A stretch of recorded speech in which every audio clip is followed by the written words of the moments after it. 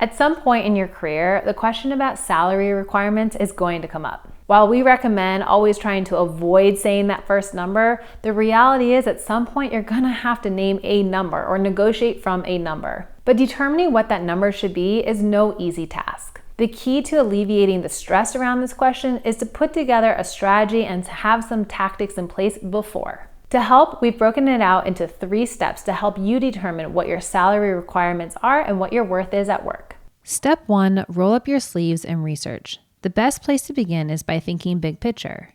Before you consider your own merits, research the, quote, going rate for the position you're aiming for.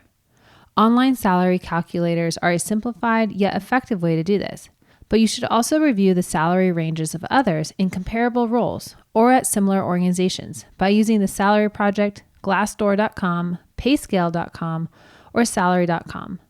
The Bureau of Labor Statistics provides wages estimates for over 1,000 occupations and virtually every industry. We also have the Salary Project, which is our user-generated report of thousands of incomes from women in various fields and regions. Be sure to check with professional associations in your industry as they often produce reports with average salary information. These salary reports and salary comparisons provide great insight, but it's important to keep in mind that everyone's situation is different. The main takeaway from this online research should be an understanding of a typical salary range for someone in your shoes. But here's where you'll need to pause and consider your own personal experience and expertise. Take the numbers you find as a guide and a tentative range. Now you can hone in. Step 2, honestly self-evaluate. Based on the research you've conducted, you should have a solid sense of a typical salary in your field and for your desired position. The next piece of the puzzle is to reflect on your own background. Do it honestly. Don't exaggerate, but don't downplay your abilities either.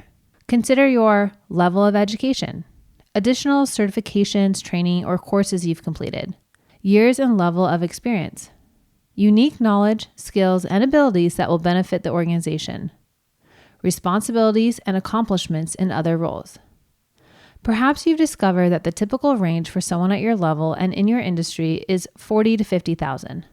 But those who are paid closer to $50,000 may have additional education, like a graduate degree, a specific certification, or more years of experience than those who are paid closer to $40,000. Where do you best fit on the sliding scale?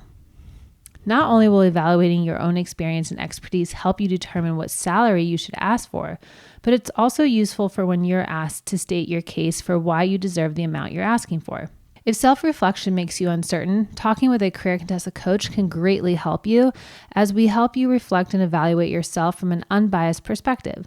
We can also help you outline talking points to use during the negotiation process. Step 3, account for the cost of living. The last thing to consider when determining how much you should be paid is your location, as the cost of living comes into play. For example, those who live in large metro areas like New York City, San Francisco, or Los Angeles will likely demand a higher pay scale than those in smaller, less expensive regions. To help you calculate the difference, use a cost of living calculator. The Bureau of Labor Statistics also provides wage data by state and metro area if you're looking for more in-depth information on the subject. It also doesn't hurt to sit down and calculate your expenses as well to determine what you need to live comfortably. In some sprawling cities like Los Angeles, job location affects your commute, which will affect your monthly bills significantly. While determining what salary you deserve is often an uncomfortable process, you're likely to feel much more comfortable going into a job search or salary negotiation process having done your homework.